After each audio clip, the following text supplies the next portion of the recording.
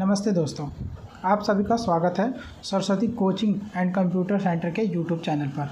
आज हम पढ़ने वाले हैं क्लास 12 की पुस्तक समकालीन विश्व में राजनीति का पहला अध्याय शीत युद्ध। ठीक है, ये 12th क्लास की पहली पुस्तक है जिसका पहला अध्याय है शीत युद्ध। इस शीत युद्ध में हम देखने वाले हैं कि विश्व स्तर पर शीत युद्ध के दौरान कौन से बदलाव आए। यह इस वीडियो लेक्चर सीरीज़ का पहला पार्ट है। तो चलिए शुरू करते हैं एक कदम शिक्षा की ओर। तो चलिए शुरू करते हैं अध्याय 1 शीत युद्ध। सबसे पहले हम जानेंगे कि लेसन का नाम, जैसे कि आपको पता है लेसन का नाम है शीत युद्ध। तो इस आखिरकार इस शीत युद्ध का मतलब क्या होता है। सबसे पहले हम शीत युद्ध की डेफिनेशंस के बारे में देखेंगे कि शीत युद्ध का मतलब क्या होता है। शीत युद्ध का अर्थ होता है जब दो या दो से अधिक देशों के बीच ऐसी स्थिति बन जाए कि लोगों को युद्ध होकर रहेगा परंतु वास्तव में कोई युद्ध ना हो। इसे शीत युद्ध की पूरी संभावना बनी रहती है। युद्ध की आकांक्षा, डर, तनाव, संघर्ष जारी रहता है लेकिन युद्ध नहीं होता। इसी को हम शीत युद्ध का नाम देते हैं। यानी शीत युद्ध सीधे और प्रत्यक्ष लड़ाई ना होकर ये अप्रत्यक्ष रूप से एक लड़ाई है जिसके अंदर तनाव, संघर्ष, डर की आकांक्षाएँ बनी रहती हैं। इसी को हम शीत युद्ध का नाम देते हैं। आगे शुरू करते हैं। सबसे पहली बात शुरू करते हैं कि शीत युद्ध किसके किसके बीच लड़ा गया। शीत युद्ध का युद्ध जो चला वो अमेरिका और सोवियत संघ के बीच चला। यानी शीत युद्ध का जो दौर चला वो अमेरिका के बीच चला और दूसरा जो इसका मेन कैरेक्टर था वो था सोवियत संघ।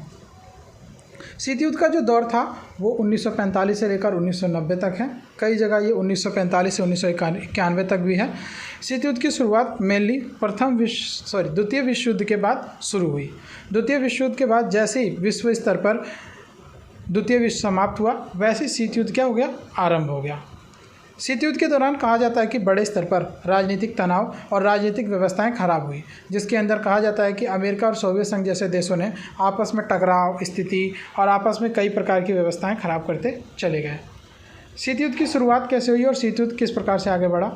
शीत युद्ध की शुरुआत कहा जाता है कि बड़े स्तर पर द्वितीय विश्व युद्ध की समाप्ति से हुई। जिस दिन द्वितीय विश्व युद्ध समाप्त हुआ उसी दिन से शीत युद्ध की शुरुआत चालू हुई। द्वितीय विश्व युद्ध 1945 में समाप्त हुआ जब अमेरिका ने जापान के 2 शहर हिरोशिमा और नागासाकी पर 2 परमाणु बम गिराए और इसके बाद सेकेंड वर्ल्ड वॉर ख़त्म हुआ और यहीं से शीत युद्ध का क्या हुआ, आरंभ हुआ। आगे बढ़ते हैं इस लेसन में। एक पॉइंट हम देखते हैं शीत युद्ध का अंत क्या है। वैसे तो लोग शीत युद्ध का अंत 1990 या 91 बताते हैं जब सोवियत संघ का विघटन हुआ, लेकिन कई जगह शीत युद्ध का अंत क्यूबा मिसाइल संकट युद्ध का अंत भी था। लेकिन इसका प्रमुख कारण सोवियत संघ का विघटन माना जाता है। जैसा कि मैंने आपको बताया कि इसका एक जो इफ़ेक्ट पड़ता है वो क्यूबा मिसाइल संकट जो 1962 में ख़त्म हुआ वो भी शीत युद्ध का अंत माना जाता है। लेकिन इसका असल जो कारण शीत युद्ध का अंत का माना जाता है वो सोवियत संघ का विघटन माना जाता है कि जिस दिन 1991 में सोवियत संघ का विघटन हुआ उस दिन शीत युद्ध पूरी तरीके से क्या हो गया, समाप्त हो गया। तो चलिए लेसन में आगे बढ़ते हैं। सबसे पहले शुरू करते हैं शीत युद्ध के कारण, यानी शीत युद्ध के कारण क्या हैं। लेसन का हमारा अगला टॉपिक है शीत युद्ध का कारण, यानी किन कारणों से ये 1945 से 1991 तक का शीत युद्ध लड़ा गया। तो सबसे पहले कारण की तरफ बढ़ते हैं कि सबसे पहला कारण क्या था शीत युद्ध का। सबसे पहला कारण था शीत युद्ध का अमेरिका और सोवियत संघ का महाशक्ति बनने की होड़ में एक दूसरे से मुकाबला खड़ा होना शीत युद्ध का कारण बना। यानी सबसे पहला जो कारण है वो अमेरिका और सोवियत संघ के बीच महाशक्ति बनने की क्या थी, होड़ थी कि भाई मैं पहले ताकतवर बनूंगा और मैं पहले अपने आप को ज़्यादा पावरफुल सिद्ध करूंगा। तो सबसे पहली वजह मानी जाती है दोनों को शक्ति के लेकर आपस में होड़ होना। दूसरा जो मुख्य कारण है वो है परमाणु बम से होने वाले विध्वंस की मार झेलना किसी भी राष्ट्र की बस की बात नहीं थी। तो परमाणु बम ज़्यादा से ज़्यादा और परमाणु हथियार शस्त्रागार बनाना भी सबसे ज़्यादा किस प्रकार से दूसरा परमाणु हथियारों के लिए भी होड़ चली। आपको जैसा कि पता है कि सेकेंड वर्ल्ड वॉर के ख़त्म होने के अंत में अमेरिका ने 2 जगह परमाणु बम फोड़े थे, हिरोशिमा और नागासाकी पर 2 परमाणु बम गिराए गए और दोनों परमाणु बम में के बाद सेकेंड वर्ल्ड वॉर समाप्त हो गया। उसके बाद 1949 में सोवियत संघ ने परमाणु बम बनाया। तो परमाणु बम को बनाने की होड़ थी, इसे भी शीत युद्ध के कारण क्या होता है, माना जाता है। दोनों महाशक्तियाँ परमाणु हथियारों से संपन्न थी। उनके पास इतनी क्षमता थी कि परमाणु हथियार हो वे एक दूसरे को किस प्रकार से असहनीय क्षति पहुंचा सकते हैं। ऐसे में दोनों रक्त रंजित युद्ध होने की संभावना कम रह जाती है। यानी बड़े स्तर पर दोनों के पास परमाणु बमों का जखीरा क्या था, बड़े पैमाने पर मौजूद था। यानी बड़े पैमाने पर परमाणु हथियार थे, व्यवस्था थी, जिसके कारण बड़े स्तर पर शीत युद्ध के ये भी क्या बना, एक कारण बना। सबसे उम्दे स्तर पर अगर हम देखें तो शीत युद्ध के दो और नए कारणों का उदय होता है। एक दूसरे को उकसाने के बावजूद भी राष्ट्र अपने नागरिकों के युद्ध की मार देखना नहीं चाहते थे। यानी शीत युद्ध यानी एक दूसरे से प्रत्यक्ष युद्ध ना लड़ने का एक स्थिति यही थी कि दोनों देश एक दूसरे की द्वारा जो क्षति पहुंचाई जाएगी उस क्षति को उठाने के लायक नहीं थे, ना तो वो अपने देश के नागरिकों को किसी हद तक युद्ध के अंदर डालना चाहते थे।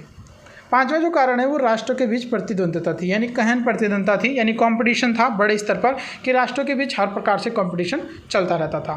तो अब तक हमने लेसन में क्या पढ़ा कि शीत युद्ध क्या है, शीत युद्ध की शुरुआत और अंत कैसे हुई और शीत युद्ध के कौन कौन से कारण थे। तो आगे चलते हैं।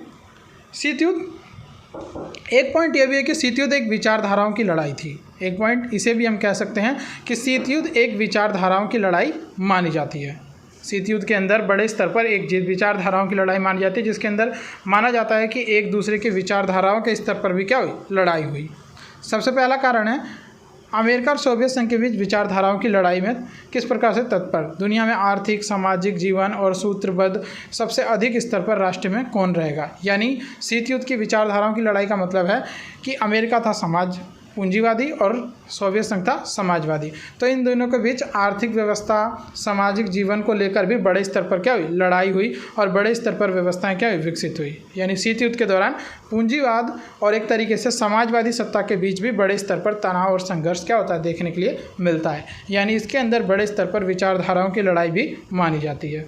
शीत युद्ध की जो दूसरी सबसे बड़ी मतलब विचारधाराओं की लड़ाई में थी, उसके अंदर था व्यवस्थाओं और विचारधाराओं की लड़ाई। जैसा आपकी मैंने बताया कि अमेरिका जो बड़े स्तर पर जो विचारधारा थी वो उसकी विचारधारा थी पूंजीवादी, और सोवियत संघ की जो विचारधारा थी उसकी कौन सी विचारधारा थी, उसकी विचारधारा थी समाजवादी विचारधारा। तो दोनों के बीच बड़े स्तर पर क्या हुई, विचारधाराओं की भी बड़े स्तर पर क्या हुई, लड़ाई हुई।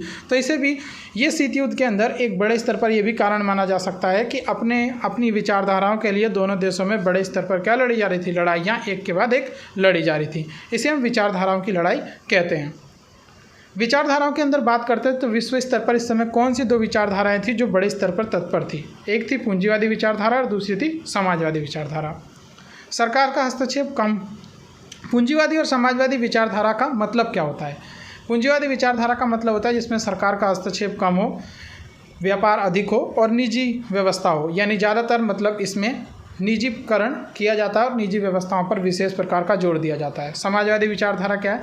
सारी व्यवस्था सरकार के हाथ में होती है और निजी व्यवस्था का इसमें विरोध होता है। यानी इसमें पूंजीवाद का विरोध होता है और निजीकरण इसमें बिल्कुल भी नहीं होता, जबकि पूंजीवादी व्यवस्था में एकदम इसका उलट होता है। तो इस तरीके की दो तरह की स्थितियाँ देखी जा सकती हैं। अब हम बात करते हैं विश्व स्तर पर दो विश्व युद्ध लड़े गए थे जिनके बाद ये शीत युद्ध चालू हुआ था। प्रथम विश्व युद्ध 1914 से 18 तक और द्वितीय विश्व युद्ध 1939 से लेकर 45 के बीच ये दो विश्व युद्ध लड़े गए। दो बड़े स्तर पर कहा जाता है कि देशों के बीच बड़े स्तर पर शीत युद्ध इन्हीं की वजह से कहा जाता है कि शुरू हुआ। जिस दिन दूसरा विश्व युद्ध 1945 में ख़त्म हुआ उसी दिन बड़े स्तर पर शीत युद्ध आरंभ हुआ और शीत युद्ध की बड़ी व्यवस्था क्या हुई, विकसित हुई। अब द्वितीय विश्व युद्ध जो हुआ उसके अंदर दो तरह की विचारधाराएं कैसे कैसे काम कर, तो इस समय बड़े स्तर पर द्वितीय विश्व युद्ध जो हुआ उसके अंदर जो शीत युद्ध चालू हुआ द्वितीय विश्व युद्ध के बाद, तो द्वितीय विश्व युद्ध सबसे पहले हम जानेंगे कि था क्या। द्वितीय विश्व युद्ध के अंदर दो प्रकार के गुट थे, मित्र राष्ट्रीय और धुरी राष्ट्रीय, जिनके बीच बड़े स्तर पर क्या हुआ, तनाव हुआ। सबसे पहले हम बात करते हैं मित्र राष्ट्र की। द्वितीय विश्व युद्ध में सोवियत संघ, फ्रांस, ब्रिटेन और संयुक्त राज्य अमेरिका को विजय मिली। इन तीन राष्ट्रों को संयुक्त होकर बड़े स्तर पर मित्र राष्ट्र के नाम से जाना जाता है। यानी बड़े स्तर पर सोवियत संघ, फ्रांस, ब्रिटेन और संयुक्त राज्य अमेरिका को विजय मिली। इन्हीं तीन राष्ट्रों का संयुक्त रूप से कहा जाता है कि मित्र राष्ट्रों के नाम से जाना जाता है। अब आता है धुरी राष्ट्र। धुरी राष्ट्र क्या थे? जिन राष्ट्र को द्वितीय विश्व युद्ध में हार का सामना करना पड़ा उन्हें धुरी राष्ट्र कहते हैं। इसके अंदर बड़े स्तर पर जर्मनी, जो इस समय हिटलर के हाथों में था, जापान और इटली, इन तीन देशों ने बड़े स्तर पर धुरी राष्ट्र का निर्माण किया। मेनली दूसरा विश्व युद्ध इन्हीं दो गुटों में लड़ा गया था। तो इस तरीके से दूसरा विश्व युद्ध हुआ। दूसरे विश्व युद्ध के अंदर हमें पता है कि दूसरे विश्व युद्ध के बाद ही बड़े स्तर पर शीत युद्ध का क्या हुआ, आरंभ हुआ। अब आता है द्वितीय विश्व युद्ध का अंत कैसे हुआ। द्वितीय विश्व युद्ध का परिणामक अंत क्या था, जिसे एक विनाशकारी अंत भी माना जाता है। द्वितीय विश्व युद्ध का अंत जो हुआ उसके अंदर हम देखते हैं कि 1945 के अंदर 2 परमाणु बम गिराए गए, एक हिरोशिमा पर और दूसरा नागासाकी पर। अमेरिका द्वारा ये 2 बम गिराए गए, जिसके बाद कहा जाता है कि जापान ने क्या कर दिए, दूसरे विश्व युद्ध से अपने घुटने टेक दिए और दूसरा विश्व युद्ध यहीं पर कहा जाता है कि क्या हो गया, समाप्त हो गया। यानी दूसरे विश्व युद्ध अगर हम समाप्ति की बात करें तो दूसरा विश्व युद्ध 1945 में समाप्त हुआ, जब अमेरिका ने जापान के 2 शहर हिरोशिमा और नागासाकी पर 2 परमाणु बम क्या किए, गिराए। इन दोनों बमों के बारे में जान लेते हैं। ये जो दोनों बम थे, इसमें एक का नाम था लिटिल बॉय और दूसरा का नाम था फैट मैन। जो दोनों बम जापान के ऊपर अमेरिका ने गिराए थे, उसका एक का नाम था लिटिल बॉय, दूसरे का नाम था फैट मैन। ये बम 15 से 21 किलो टन के माने जाते हैं। अब आता है इस दोनों बम गिराने के बाद अमेरिका के पक्ष और विपक्ष में बातें की गई। सबसे पहले अमेरिका की आलोचना। बहुत सारे देशों ने अमेरिका की आलोचना की। अमेरिका इस बात को जानता था कि जापान की आत्मसमर्पण करने वाला है, ऐसे में बम गिराने की आवश्यकता नहीं थी, लेकिन फिर भी अमेरिका ने गिराया। ये उसका सबसे पहला शक्ति प्रदर्शन हमें दिखता है। दूसरे तर्क, अमेरिका ने अपने पक्ष में क्या कहा। अमेरिका का समर्थक और तर्क था कि युद्ध को जल्दी समाप्त करने के लिए अमेरिका और उसके साथी राष्ट्रों ने आगे होने वाली जनहानि को रोकने के लिए परमाणु बम गिराया। ये अमेरिका अपने आप को बचाने के लिए इस प्रकार की चीज़ें क्या करता है, बोलता है। और ये बस ज़्यादातर अगर माने लोगों की बात, तो ये ज़्यादातर अमेरिका द्वारा अपने शक्ति प्रदर्शन का उद्देश्य था। आगे चलते हैं। अमेरिका का हमले के पीछे, यानी जो जापान पर उसने हमला किया, उसका हमले के पीछे क्या उद्देश्य था। वह सोवियत संघ के सामने भी जाहिर करना चाहता था कि अमेरिका सबसे बड़ी ताकत है, उसकी ताकत का कोई भी सामना नहीं कर सकता। इसलिए भी अमेरिका ने क्या किया है, बम गिराया। तो ये हमने अभी तक जो थोड़ी सी ये बीच में बात की, ये हमने सेकेंड वर्ल्ड वॉर की बात की कि सेकेंड वर्ल्ड वॉर कैसे कैसे हुआ और सेकेंड वर्ल्ड वॉर में क्या क्या था। अब हम एक नए टॉपिक की तरफ आगे बढ़ते हैं। नए टॉपिक का नाम है क्यूबा मिसाइल संकट। जो हम अगला टॉपिक शुरू कर रहे हैं उसका नाम है क्यूबा मिसाइल संकट। क्यूबा मिसाइल संकट 1961 और 1962 में हुआ। विश्व में अगर हम क्यूबा मिसाइल संकट की बात करें तो ये 1961 में और 1962 में हुआ था। क्यूबा मिसाइल संकट है क्या, इसके बारे में जानते हैं। पहले हम जानते हैं कि मेनली क्यूबा क्या होता है। सबसे पहले हम ये जानते हैं कि क्यूबा क्या है। क्यूबा एक छोटा सा द्वीप है, जो एक द्वीपीय कंट्री है, जो अमेरिका के तट से लगा हुआ है। ये अमेरिका से लगभग 140 किलोमीटर दूर है। ये अमेरिका के तट से लगा हुआ कितना दूर है, ये अमेरिका से लगभग 140 किलोमीटर दूरी पर मौजूद है। ये नज़दीक अमेरिका के है, लेकिन इसका जो जुड़ाव था, ये सबसे अहम देखने वाली बात होगी कि इसका ये नज़दीक तो अमेरिका के, लेकिन इसका जुड़ाव सोवियत संघ के साथ है। यानी सोवियत संघ के साथ ज़्यादा है, क्योंकि सोवियत संघ ने इसे शुरू में वित्तीय सहायता दी थी। वित्तीय सहायता ना बोलकर इसे हम कूटनीतिक मदद कह सकते हैं, क्योंकि पता था सोवियत संघ को कि क्यूबा अमेरिका को नीचा दिखाने में हमारे बहुत ज़्यादा क्या आएगा, काम आएगा। इसलिए सोवियत संघ ने शुरू से इसे क्या दी, कूटनीतिक मदद दी। अब देखते हैं कि कूटनीतिक मदद कैसे कैसे दी और किस हिसाब से क्यूबा पर नियंत्रण किया सोवियत संघ ने। इस समय सोवियत संघ के जो नेता थे उनका नाम था निकिता क्रुश्चेव। इस समय जो सोवियत संघ के नेता थे उनका नाम था निकिता क्रुश्चेव, जिन्होंने क्यूबा को रूस के सैन्य अड्डे के रूप में बदलने का फैसला किया। उन्होंने 1962 में सबसे पहले वहाँ पर सैनिक अड्डे बदले और सैनिक अड्डे बनाए। साथ ही साथ 1962 में निकिता क्रुश्चेव ने, कहा जाता है कि यहाँ पर परमाणु मिसाइलें तैनात कर दी। इस बात का अमेरिका को पता 3 हफ्ते बाद पता लगा था कि 1962 में सोवियत संघ ने किस हिसाब से वहाँ पर परमाणु मिसाइल तैनात कर दी, ताकि अमेरिका इससे डरकर सोवियत संघ के सामने क्या कर दे, घुटने टेक दे। अब अमेरिका को जब पता लगा कि भाई वहाँ पर उसके बगल में किस प्रकार से परमाणु मिसाइल तैनात की गई है, इस बात को पता लगने में अमेरिका को 3 हफ्ते का समय लगा। और 3 हफ्ते बाद जब अमेरिका को पता लगा कि वहाँ पर परमाणु मिसाइल तैनात की गई है, तब अमेरिका ने उसकी जवाबी कार्रवाई की। अमेरिका ने अपने जंगी बेड़ों को आगे कर दिया और बोला कि क्यूबा की तरफ कोई भी सोवियत संघ का बेड़ा नहीं बढ़ेगा, यानी उसे रोक दिया। इस समय ऐसा लगता था कि दोनों महाशक्तियां बिल्कुल आमने सामने हैं। इस समय ऐसा लगता था कि दोनों महाशक्तियों के बीच युद्ध होकर रहेगा, एकदम युद्ध की स्थिति बन गई थी और ये इतिहास की एक बहुत महत्वपूर्ण घटना बन जाती। अगर ये युद्ध होता तो ये 3rd वर्ल्ड वॉर होता, लेकिन एक वार्ता के पश्चात युद्ध रुक गया। इसी को हम क्यूबा मिसाइल संकट कहते हैं। और इसे हम शीत युद्ध का चरम बिंदु भी मानते हैं। यानी इसके अंदर अगर हम बात करें तो ये शीत युद्ध का चरम बिंदु है। यानी इसके दौरान शीत युद्ध की ऐसी स्थिति बनी कि इस दौरान युद्ध होते होते एक आखिरी तक क्या हो गया, रुक गया। इसीलिए हम इसे शीत युद्ध का चरम बिंदु मानते हैं। इस समय अमेरिका और सोवियत संघ बिल्कुल आमने सामने थे। अगर दोनों में युद्ध होता तो ये जो आज हम क्यूबा मिसाइल संकट पढ़ते हैं, इसे आज हम क्यूबा मिसाइल संकट ना पढ़कर इसे हम थर्ड वर्ल्ड वॉर पढ़ रहे होते। ठीक है, तो हम आगे बढ़ते हैं, आगे चलते हैं। अगला टॉपिक है हमारा दो ध्रुवीयता का आरंभ। जैसा कि टॉपिक के नाम से पता लगता है, दो ध्रुवीयता का आरंभ। यानी एक ध्रुव जो है इस समय वो है यूएसए और जो दूसरा ध्रुव है वो है आपके सामने यूएसएसआर, यानी वो दूसरा ध्रुव है। तो इस समय दो ध्रुवीयता का क्या हो गया, आरंभ होना शुरू हुआ। तो पढ़ते हैं कि ये दो ध्रुवीयता होता क्या है। सबसे पहले बात करते हैं, दोनों महाशक्तियों ने विश्व को आधा आधा क्या कर लिया, बांट लिया। ठीक है ना, दुनिया विश्व में आधे आधे स्तर पर बढ़ गई। ठीक है, ऐसे में किसी भी मुल्क के लिए एक रास्ता यह था कि वो अपनी सुरक्षा के लिए महाशक्तियों से जुड़े, एक महाशक्ति से जुड़े या दूसरी महाशक्ति से जुड़े। यानी ये समझ लो कि ये है विश्व, और विश्व में सभी लोग आधे आधे स्तर पर बढ़ गए। एक तरफ पूंजीवादी सत्ता जो अमेरिका की, एक तरफ समाजवादी सत्ता जो किसकी, सोवियत संघ की। तो इस स्तर पर दोनों महाशक्तियाँ अलग अलग रूपों में क्या हो गई, विभाजित, और अलग अलग विचारधाराओं वाली शक्ति बनी, जिसे हम दो प्रकार की महाशक्ति क्या होते हैं, बोलते हैं। इसे हम दो ध्रुवीयता का आरंभ बोल सकते हैं, या द्विस्तर पर शक्तियों का बंटवारा कहा जा सकता है, जिसमें मुल्कों ने दो स्तर पर बांटा। इसमें पूंजीवादी शक्ति जो थी वो अमेरिका थी, और समाजवादी शक्ति जो थी वो सोवियत संघ थी। अब शुरू करते हैं, दो ध्रुवीयता का आरंभ किस प्रकार से कैसे शुरू हुआ, और दो ध्रुवीय व्यवस्था कैसे कैसे आगे बढ़ती चली गई। तो शुरू करते हैं। सबसे पहले यूरोप का बंटवारा हुआ। यूरोप भी दो भागों में बटा, पूर्वी और पश्चिमी। एक बात आप हमेशा याद रखना कि अमेरिका का संगठन जो था, जो यूएसए का संगठन था, वो पार्ट कौन सा था, वो पार्ट था आपका पश्चिमी। कौन सा पार्ट था, वो पश्चिमी पार्ट था। और जो सोवियत संघ का संगठन था उसे हम पूर्वी पार्ट अभी देखेंगे। तो यूएसए का पार्ट ये पश्चिमी पार्ट था। पश्चिमी यूरोप के अधिकतर देश अमेरिका के पक्ष में थे, और इन्होंने सभी लोगों ने मिलकर, अमेरिका के साथ मिलकर एक गठबंधन भी बनाया। इस गठबंधन में कहा जाता है कि ज़्यादातर ब्रिटेन, नॉर्वे, फ्रांस, पूर्वी जर्मनी, स्पेन, इटली और बेल्जियम के देश क्या थे, शामिल थे।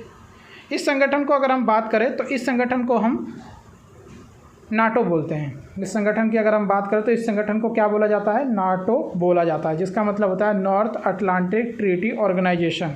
हिंदी में अगर हम बात करें तो उत्तर अटलांटिक संधि संगठन। ये अमेरिका ने एक संगठन बनाया। इसमें शुरू में 12 देश शामिल थे, और इन देशों का उद्देश्य था कि अगर कल को अमेरिका या इनमें से किसी देश पर अगर हमला होता है तो ये 12 के 12 देश मिलकर नाटो संगठन क्या करेगा, उस हमले का मुकाबला करेगा।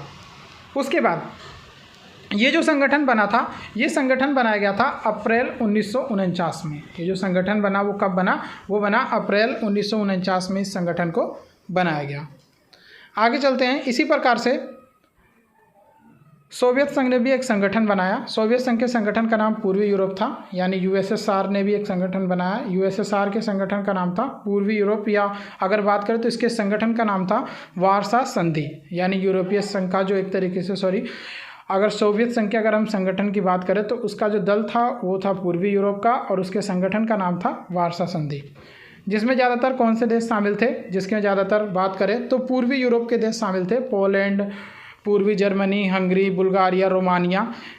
ये संगठन जो बना था यूएसएसआर का जो संगठन बना, ये संगठन बना 1955 में।